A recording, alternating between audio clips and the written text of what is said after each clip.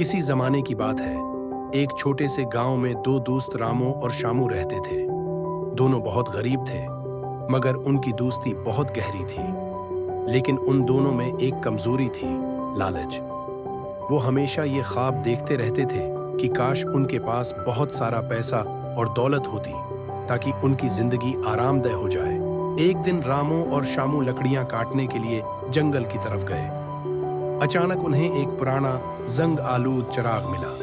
शामू ने तजस्सुस से चिराग को साफ किया और जैसे ही उसने चिराग पर हाथ फेरा, एक बड़ा धुआं उठने लगा। चंद लम्हों में धुआं एक बड़े जिन की शक्ल अख्तियार कर गया। जिन ने आंखें खोलते हुए कहा, मैं इस चिराग का जिन हूँ। तुमने मुझे आजाद किया है, इसलिए मैं तुम्हें 3 ख्वाहिशें पूरी करने का वादा करता हूँ। लेकिन याद रखो, ये 3 ख्वाहिशें तुम दोनों के दरमियान होंगी, इसलिए समझदारी से मांगना। रामू और शामू की आंखों में लालच की चमक आ गई। दोनों अपने अपने ख्वाबों में खो गए। मगर अब मसला ये था कि पहली ख्वाहिश कौन मांगेगा। दोनों एक दूसरे से आगे बढ़ना चाहते थे।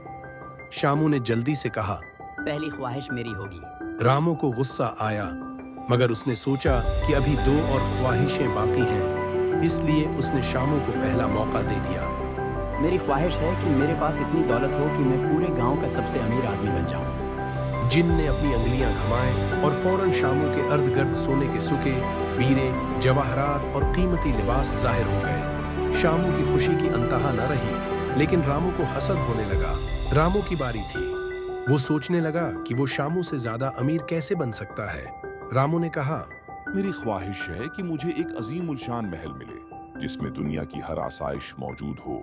जिन ने फिर अंगुलियां घुमाए और रामू के सामने एक बड़ा महल नमूदार हो गया, जिसमें नौकर चाकर, खूबसूरत बागात और हर तरह की राहतें थीं। अब रामू भी शामू से कम नहीं था, लेकिन अभी एक आखिरी ख्वाहिश बाकी थी। अब शामू और रामू दोनों सोचने लगे कि आखिरी ख्वाहिश कौन मांगेगा।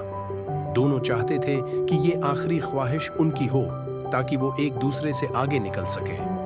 शामू और रामू दोनों एक दूसरे से जल्दी करना चाहते थे, इसलिए दोनों ने जल्दी में बोला, मेरी दोस्ती से सब कुछ ले लो। अचानक महल और उनके पास जो सारी दौलत थी गायब हो गई। दोनों के पास अब कुछ भी नहीं बचा था।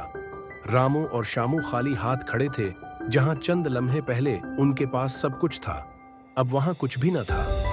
जिनने आखिर में कहा, लालच इंसान को अंधा कर देता है। तुम दोनों ने अपनी ख्वाहिशों का सही इस्तेमाल नहीं किया और अब तुम्हारे पास कुछ भी नहीं बचा। ये कहकर जिन धुएं में तब्दील होकर गायब हो गया।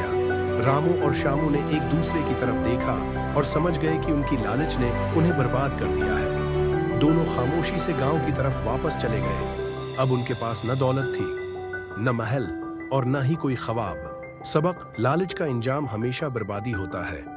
कनात ही सबसे बड़ी दौलत है। मफाद, प्रस्ती और लालच का नतीजा हमेशा नुकसान और पछतावा होता है। जो लोग जल्दी से ज्यादा हासिल करने की कोशिश करते हैं, वो अक्सर अपनी मौजूदा नामतों से भी महरूम हो जाते हैं।